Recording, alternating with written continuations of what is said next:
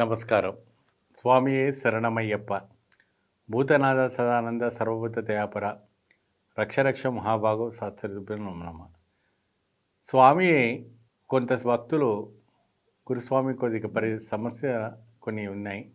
మాకు అందరిలాగా భారీ ఎత్తున అన్నదానం చేయలేము. కొన్ని 500-1000 మంది పిలిచి చేసేంత శక్తి లేదు.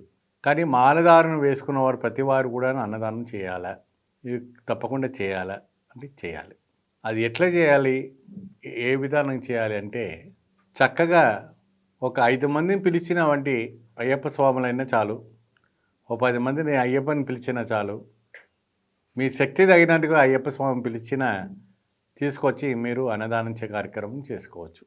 దానివల్లనే ఆ ఒక 10 మంది ఒక 5 మందిలో ఏదో ఒక రూపంలో అయ్యప్ప స్వామి వచ్చి భోజనం చేస్తారని ఒక గట్టి విశ్వాసం. అన్నదాన ప్రభువే శరణమయ్యప్ప, అన్నదాన ప్రభువే శరణమయ్యప్ప అంటేనే ఆ స్వామి సాక్షాత్కరిస్తారు. ఎట్లా ఇస్తారు? మనం అనుకున్నవంటి ఒక ఏదైనా కూడా అన్నదానంలో అద్భుతమైనటువంటి దానం, అన్ని దానాల కన్నా ఏ పుణ్యదానం ఏంటి అంటే అన్నదానం. నేను ఇదివరకు కొన్ని కార్యక్రమాలు చెప్పాను. సో ఈ యొక్క కార్యక్రమంలో కూడా ఈ యొక్క నిబంధనల ద్వారా చక్కగా క్రమశిక్షణతో నియమాలతో అరిటాకుతోనే భోజనం పెట్టాలి. ఆ అరిటాకు కూడా మీకు తోచిన వంటి కూరలు చేసి, తోచిన వంటి తీపి పదార్థాలు చేసి, 5 రకాలైనటువంటి పిండి వంటలు వండి మీకు ఒక 5 మందికి మాత్రమే. మీరు 100 మందికి పెట్టే కన్నా 5 మందికి కూడా పెట్టుకోవచ్చు.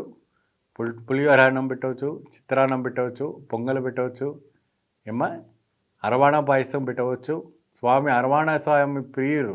అయ్యప్ప స్వామి ఏంటంటే అరవణ స్వామికి ప్రియుడు కాబట్టి అరవణ పాయసం కూడా చక్కగా అద్భుతంగా పెట్టుకోవచ్చు. చాలా చక్కగా అద్భుతమైనటువంటి వైవిధ్యమైనటువంటి ఫలితాలు లభిస్తాయి. అనుకోకుండా ఒక అన్నదానం చేయటం వల్ల ఇంట్లో అక్షయ పాత్రగా నిలబడుతుంది. అన్నదానం అనేది అక్షయ పాత్రగా నిలబడుతుంది. తిరుగులేని సంపద రావటం జరుగుతాయి. కాబట్టి ఇవన్నీ కూడాను స్వామివారు ఎవరైనా కూడా మాల వేసుకున్న ప్రతి స్వామి కూడాను ఏంటంటే అన్నదానం ఇంట్లో చేతులు కడిగించడం అనేది చాలా సాంప్రదాయమైనటువంటి ఒక కైంకర్యం.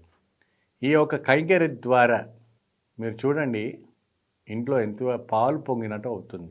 మీరు శబరిమలకి వెళ్ళి వచ్చిన తర్వాత మీ సంవత్సరంలోపు ఇంట్లో పాలు పొంగినట్టు అవుతుంది. తప్పకుండా పని చేసి చూడండి. స్వస్తి.